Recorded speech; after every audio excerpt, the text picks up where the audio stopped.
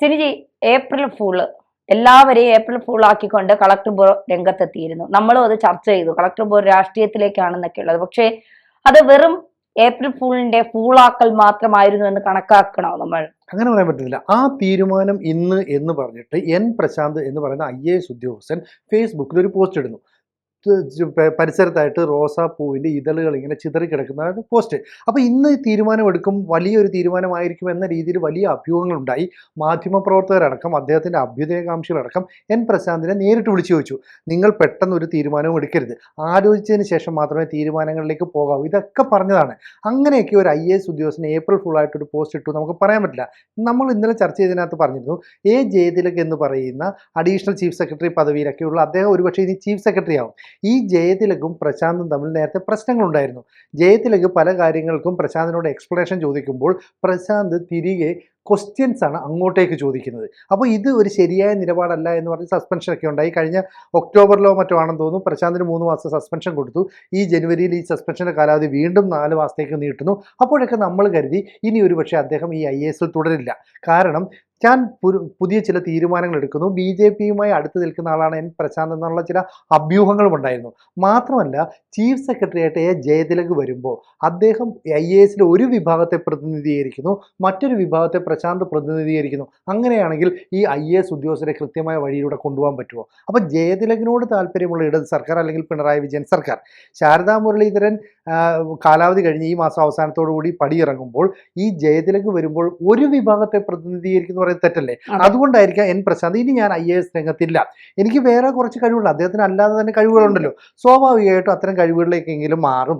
അതല്ല എങ്കിൽ ഇനി അടുത്ത് ചെയ്യാൻ പറ്റുന്നത് രാഷ്ട്രീയത്തിൽ നിന്ന് രാഷ്ട്രീയത്തിലേക്ക് പ്രവേശിക്കാം. അപ്പോൾ രാജീവ് ചന്ദ്രശേഖർ എന്ന് പറയുന്ന BJPയുടെ പുതിയ അധ്യക്ഷൻ വന്നുകൊണ്ട് തന്നെ എല്ലാവരും കരുതി ഒരുപക്ഷെ എൻ പ്രശാന്ത് BJPയിലേക്ക് പോവുകയാണോ, അദ്ദേഹം രാഷ്ട്രീയത്തിലേക്ക് ഇറങ്ങുകയാണോ? അതിൽ തെറ്റു പറയാനും പറ്റില്ലല്ലോ. ഇല്ല, പറ്റില്ല. കാരണം പ്രശാന്തിനെ സംബന്ധിച്ചിടത്തോളം സർക്കാരുമായി നേരത്തെ ആരിഫ് മുഹമ്മദ് ഖാനും സർക്കാരും തമ്മിലുള്ള ഒരു തുറന്ന പോര് പോലെയാണ് പ്രശാന്തനും സർക്കാരും തമ്മിലുള്ള ഒരു തുറന്ന പോര്. എന്തും വിളിച്ചു പറയാനുള്ള അധികാരം അല്ലെങ്കിൽ എന്തും വിളിച്ചു പറയാൻ എനിക്ക് കഴിയണം, അതാണ് എൻ്റെ സ്പേസ് എന്ന് പറഞ്ഞുകൊണ്ട് ഉദ്യോഗ തലത്തിലുള്ള ഉന്നത ഉദ്യോഗസ്ഥരെ വരെ അവർക്കെതിരെ വരെ ശബ്ദമുയർത്തുന്ന ഒരാളാണ് എൻ പ്രശാന്ത്. ഒരുപാട് ആളുകൾ അതിനൊപ്പം നിൽക്കുന്നുമുണ്ട്. അദ്ദേഹം ഇങ്ങനെ ആയിരിക്കണം, ഉദ്യോഗസ്ഥർ ഇത്തരത്തിൽ വിളിച്ചു പറയച്ചലുകൾ നടത്തണം, ഫേസ്ബുക്കിൽ പോസ്റ്റ് ഇടാൻ പല ഉദ്യോഗസ്ഥർക്കും ഭയമാണ്, അതിനെയൊക്കെ മാറ്റിമറിച്ചുകൊണ്ടാണ് പ്രശാന്ത് രംഗത്തെത്തിയത്. അപ്പോൾ പ്രശാന്ത് പറയുന്നത് തനിക്ക് പറയാനുള്ളത് താൻ ഇനിയും പറഞ്ഞുകൊണ്ടേയിരിക്കും, പക്ഷെ അത് പലർക്കും ഇഷ്ടപ്പെടുന്ന കാര്യങ്ങളായിരിക്കില്ല, പലരെയും തൃപ്തിപ്പെടുത്തുന്ന കാര്യങ്ങളായിരിക്കില്ല. അപ്പൊ അദ്ദേഹം പറയുന്നത് എല്ലാവരെയും തൃപ്തിപ്പെടുത്തിക്കൊണ്ട് എനിക്ക് മുന്നോട്ട് പോകാനും കഴിയില്ല എന്നുള്ളതാണ്. അപ്പോൾ ജയതിലക് ചീഫ് സെക്രട്ടറി സ്ഥാനത്തേക്ക് വരുമ്പോൾ സ്വാഭാവികമായും പ്രശാന്ത് വീണ്ടും തഴയപ്പെടുക തന്നെ ചെയ്യും. അത് പ്രശാന്തിന് നന്നായിട്ട് അറിയാം. അതുകൊണ്ടാണ് ഈ രാഷ്ട്രീയ പ്രവേശനം അതിന് ഏതിലേക്കാകും എന്നുള്ളത്, ഇടതുപക്ഷത്തേക്കാണോ വലതുപക്ഷത്തേക്കാണോ, അതോ വളരെ ശക്തിയായി മുന്നോട്ട് വരുന്ന BJPയിലേക്കാണോ എന്നുള്ളതാണ് ഇനി തീരുമാനിക്കാനുള്ളത്. പക്ഷെ ആ വിതറിയിട്ടിരിക്കുന്ന റോസാദളങ്ങൾ അതെന്താണ് നമുക്ക് പറഞ്ഞു തരുന്നത്? അപ്പൊ പ്രശാന്ത് എന്തോ ഉദ്ദേശിച്ചു അല്ലെ, സിംബോളിക് ആയിട്ടാണ് ആ പോസ്റ്റ് ഇട്ടേക്കുന്നത്, അത് നമുക്ക് മനസ്സിലാവുകയും ചെയ്തു. പക്ഷെ പിന്നീട് ഉച്ചയോടുകൂടി പ്രശാന്ത് തന്നെ ആ പോസ്റ്റ് പിൻവലിച്ചു. ഒരു പക്ഷേ സമ്മർദ്ദമാകാം, അല്ലെങ്കിൽ സ്നേഹപൂർവ്വമുള്ള ഒരു നിർബന്ധപൂർവ്വം അദ്ദേഹം പോസ്റ്റ് പിൻവലിച്ചതാകാം. ഇപ്പോൾ ഈ സർക്കാർ തന്നെ വേട്ടയാടുകയാണെന്നും ഏകപക്ഷീയമായ അച്ചടക്ക നടപടി എടുക്കുകയാണെന്നും ആവർത്തിച്ച പ്രശാന്ത് കടുത്ത നടപടികളിലേക്ക് നീങ്ങുന്നു എന്നാണ് ആദ്യം അദ്ദേഹത്തെ അനുകൂലിച്ചവർ കരുതിയിരുന്നത്. അതുകൊണ്ടാണ് ഈ പ്രചാരണത്തിന് വഴിവെച്ച സംഭവത്തിൽ നിന്ന് പിന്മാറണം, സർവീസിൽ നിന്ന് രാജിവെക്കുകയാണോ എന്ന് ചിലർ കമന്റിൽ വരെ ചോദിച്ചു. പക്ഷേ പ്രശാന്ത് ഒന്നും സംസാരിച്ചില്ല. ഒറ്റ വാചകമാണ്, ആ തീരുമാനം ഇന്ന്. അപ്പൊ സുപ്രധാനമായ ഒരു തീരുമാനം എടുക്കുന്നു. ഒരുപക്ഷെ പ്രശാന്ത് അങ്ങനെ ഒരു തീരുമാനത്തിലേക്ക് നടന്നു പോകാം.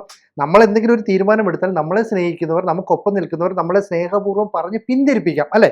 ഇപ്പോൾ നിങ്ങൾ അവിവേകം കാണിക്കരുത്, ഇപ്പോൾ പെട്ടെന്ന് കടുത്ത തീരുമാനം എടുക്കരുത്, ആലോചിച്ചുറപ്പിച്ച ശേഷം. കാരണം എന്താ അറിയോ, ഇപ്പൊ ജയതിലക് എന്ന് പറയുന്ന IAS ഉദ്യോഗസ്ഥനും പ്രശാന്തും തമ്മിൽ ഇഷ്ടക്കേടുകൾ ഉണ്ടാകാൻ, താല്പര്യമില്ലായ്മ ഉണ്ടാകും. പക്ഷെ ജയതിലകാണ് അടുത്ത IAS മീൻസ് ചീഫ് സെക്രട്ടറി എന്ന് നമുക്ക് പറയാൻ പറ്റില്ലല്ലോ.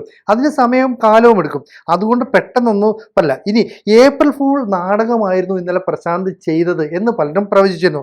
വേണമെങ്കിൽ പ്രശാന്തിന് പറയാം, ശരി ഞാൻ ചെയ്ത ഏപ്രിൽ ഫൂൾ ആണെന്ന്. പക്ഷെ അദ്ദേഹം ഒന്നും മിണ്ടിയില്ല. അപ്പൊ അതിനെ പക്ഷെ പ്രശാന്തിനെ പോലുള്ള ഒരു പക്വതയോടെ പെരുമാറുന്ന ഒരു IAS ഉദ്യോഗസ്ഥൻ ഏപ്രിൽ ഫൂളിന് വേണ്ടി അത്തരം കാര്യങ്ങൾ കാണിക്കുമെന്ന് ഞാൻ വിശ്വസിക്കുന്നില്ല. ഒരിക്കലും വിശ്വസിക്കാൻ പറ്റില്ല. ഇല്ല, പറ്റില്ല. കാരണം അദ്ദേഹം എല്ലാ കാര്യങ്ങളിലും പക്വതയോടുകൂടി പെരുമാറുന്ന ഒരാളാണ്. അപ്പൊ അദ്ദേഹം എന്തോ മനസ്സിൽ കണ്ടിട്ടുണ്ട്, അത് കൃത്യമായി മുന്നോട്ട് പോകാനുള്ള തീരുമാനത്തിൽ തന്നെയാണ്. എനിക്ക് തോന്നുന്നു അതിനിടയ്ക്ക് സിനിജി പറഞ്ഞതുപോലെ ആരെങ്കിലും സ്നേഹപൂർവമായ ഒരു ഉപദേശം നൽകി കാണും. ജയതിലക ആണ് വരണമെന്നൊന്നും നിർബന്ധമില്ല.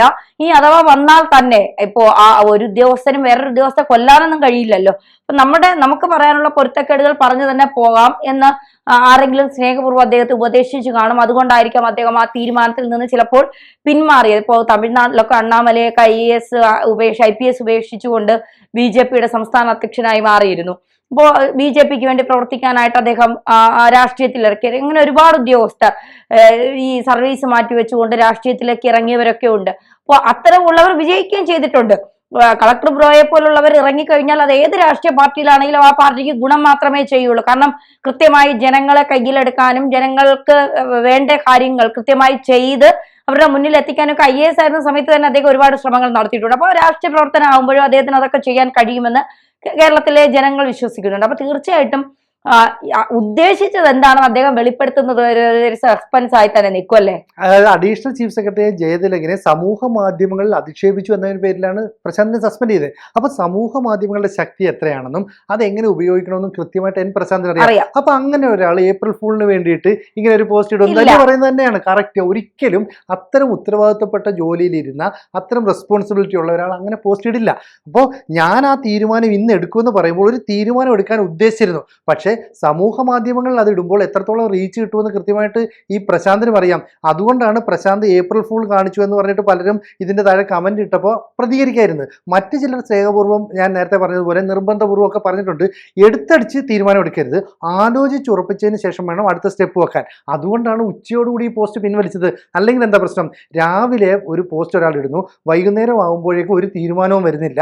അപ്പോൾ പ്രശാന്ത് ആളുകളെ കബളിപ്പിക്കുകയാണ്, സോഷ്യൽ മീഡിയ ഉപയോഗിച്ച് ആളുകളെ തെറ്റിദ്ധരിപ്പിക്കുകയാണ് എന്നൊക്കെയുള്ള രീതിയിൽ ഈ കളക്ടർ ബ്രോ എന്ന് പേരെടുത്ത പ്രശാന്തിനൊരു അപഖ്യാതി ഉണ്ടാവും. അപ്പോൾ അതുകൊണ്ട് അത്തരം അപഖ്യാതികളൊന്നും ഉണ്ടാകണ്ട, പ്രശ്നങ്ങൾ ഒഴിവാക്കണം എന്ന് തന്നെയാണ് തീരുമാനിച്ചിരിക്കുന്നത്. മാത്രവുമല്ല ഈ ജയതിലക് എന്ന് പറയുന്ന ആള് ഇപ്പോൾ തൽക്കാലം ഈ ജയതിലകിന്റെ സസ്പെൻഷനൊക്കെ പിൻവലിച്ചു. എന്നിട്ടും പ്രശാന്തിന്റെ സസ്പെൻഷൻ വീണ്ടും 4 മാസത്തേക്ക് നീട്ടിയിരിക്കുകയാണ്. അപ്പോൾ ശാരദാ മുരളീധരന്റെ ഒരു കാലാവധി കഴിഞ്ഞ് അവർ പടിയിറങ്ങുമ്പോഴേക്കും പുതിയ ചീഫ് സെക്രട്ടറി ജയതിലക് വന്നാൽ പ്രശാന്തുമായി ചേരില്ല. അപ്പോൾ അവിടെ തർക്കങ്ങളുണ്ടാവും. അപ്പോൾ പ്രശാന്തിനെ അനുകൂലിക്കുന്ന IAS ഉദ്യോഗസ്ഥർ ഒരു വിഭാഗമുണ്ട്, ഇപ്പുറത്ത് ജയതിലകിനെ അംഗീകരിക്കുന്ന അല്ലെ പിന്തുണയ്ക്കുന്ന കുറെ പേരുണ്ട്. അപ്പൊ രണ്ട് ചേരികളായി IAS ഉദ്യോഗസ്ഥർ നിൽക്കുന്നു എന്നത് ഇടതുപക്ഷ സർക്കാരിനെ സംബന്ധിച്ച് വലിയ നാണക്കേട് ഉണ്ടാക്കുന്ന ഒരു കാര്യമാണ്. അപ്പൊ മുതിർന്ന IAS ഉദ്യോഗസ്ഥനായ ജയതിലകിനെ അങ്ങനെ ഞാൻ വെല്ലുവിളിച്ചതല്ല, ഞാൻ ചില കാര്യങ്ങൾ ചോദിച്ചാണ്. മാത്രമല്ല അന്ന് പ്രശാന്ത് പറഞ്ഞ മറ്റൊരു കാര്യമുണ്ട്, ഞാൻ പല പരാതികളും അയക്കുകയും ഞാൻ ചില ചോദ്യങ്ങൾ ചോദിക്കുകയും ചെയ്തതിന് ശേഷം പിന്നീട് ചോദിക്കുമ്പോൾ ഗവൺമെന്റ് പറയുന്നത് അങ്ങനെ ഒരു കത്ത് കിട്ടിയിട്ടില്ല, അങ്ങനെ ഒരു പരാതി കിട്ടിയിട്ടില്ല എന്നാണ്. അതുകൊണ്ട് ഞാൻ ഇനി കത്ത് അയക്കുമ്പോൾ അത് ഓൺലൈൻ വഴിയായിരിക്കും. അപ്പോൾ അതിൻ്റെ തെളിവുകൾ സമൂഹ മാധ്യമത്തിലൂടെ പ്രസിദ്ധപ്പെടുത്താൻ പറ്റും. അപ്പോൾ അത്തരത്തിൽ പോലും പ്രശാന്തിനെ ഒറ്റപ്പെടുത്തിയിട്ടുണ്ട്, പ്രശാന്തിനെ ഒഴിവാക്കി നിർത്തിയിട്ടുണ്ട് എന്നുള്ളത് സത്യമാണ്. അപ്പോൾ സമൂഹ മാധ്യമങ്ങളിൽ ചില കാര്യങ്ങൾ ജയതിലകിനെതിരെ ചോദിച്ചപ്പോൾ അത് അദ്ദേഹത്തെ അപകീർത്തിപ്പെടുത്തുകയാണ് എന്ന് പറഞ്ഞിട്ടാണ് ജയതിലക് പരാതി നൽകിയത്. പ്രശാന്ത് പറഞ്ഞത് ഞാൻ അപകീർത്തിപ്പെടുത്തിയതല്ല. അപ്പോൾ സോഷ്യൽ മീഡിയയുടെ ശക്തി അറിയാവുന്ന പ്രശാന്ത് ആ തീരുമാനം ഇന്ന് എന്ന് പറഞ്ഞിട്ട് പ്രതീകാത്മകമായി കുറച്ച് റോസാദളങ്ങളും ഒക്കെ പശ്ചാത്തലത്തിൽ വിതറിയിട്ടിരുന്നു. അതെന്താണ് ഉദ്ദേശിച്ചതെന്ന് ഇന്ന് പറഞ്ഞില്ലെങ്കിലും ആ പോസ്റ്റ് അദ്ദേഹം പിൻവലിച്ചു. വരും ദിവസങ്ങളിൽ എപ്പോഴെങ്കിലും എന്താണ് താൻ ഉദ്ദേശിച്ചതെന്നുള്ളത് പക്ഷേ പ്രശാന്ത് വ്യക്തമാക്കുമായിരിക്കും. തീർച്ചയായിട്ടും നമുക്കത് കാത്തിരിക്കാം.